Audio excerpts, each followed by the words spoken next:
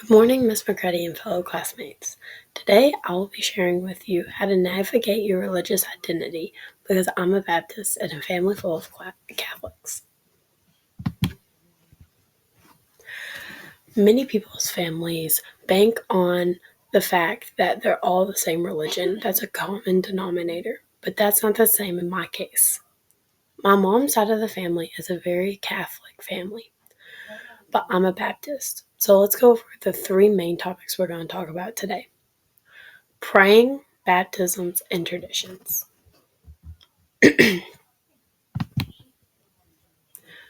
Praying. What's the difference between praying if you're Catholic and Baptist? Baptists normally only pray to Jesus or God. When you're Catholic, you pray to whoever the situation may concern. Mother Mary, Saint Peter, Holy Ghost, Father, Son, doesn't matter. There's a whole lot more people to pray to when you're Catholic. When do you pray? According to Wanda Hensley, some people pray during church, dinner, on the road, or on their knees in their prayer closet. But all the same, they're all talking to the same God when you're a Christian. My family tends to pray around dinner time, before we go to bed, before a sports event, or before a car trip or long trip. How? How do you pray? How do you know when to pray? Well, how to pray is different structured when you're Catholic versus when you're Baptist. When you're Catholic, you're saying certain things, certain phrases of the Bible. When you're Baptist, you really just kind of ramble on whatever you want. Baptisms. This is a very big common confusion between these two religions. Age. I get asked this question, what age do I have to be baptized? And in all reality, you don't have to be any certain age. When you're Baptist, you give a verbal consent and then you're baptized. As soon as you verbalize and say, I am saved, you will be baptized.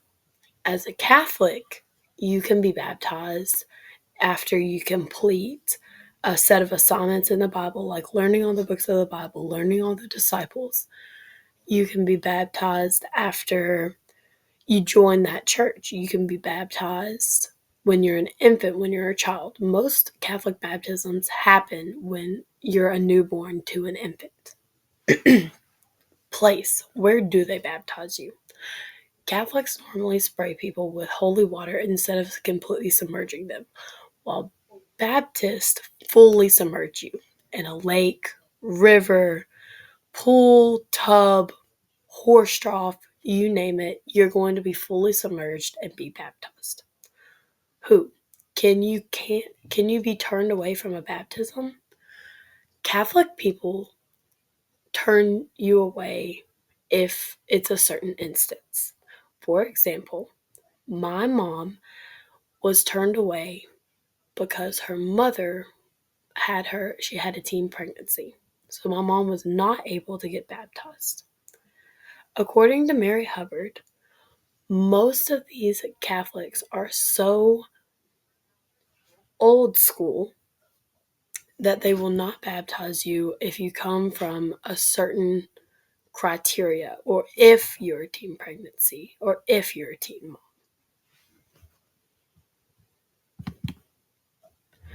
Traditions. This is another very big difference between Catholic and Baptist.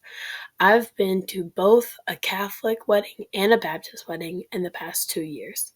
Catholic weddings are full-on church services. They'll have you sing, you'll take communion, you'll stand and sit whenever they ask you to. That normally takes around 4 hours, and then you go eat afterwards as the church.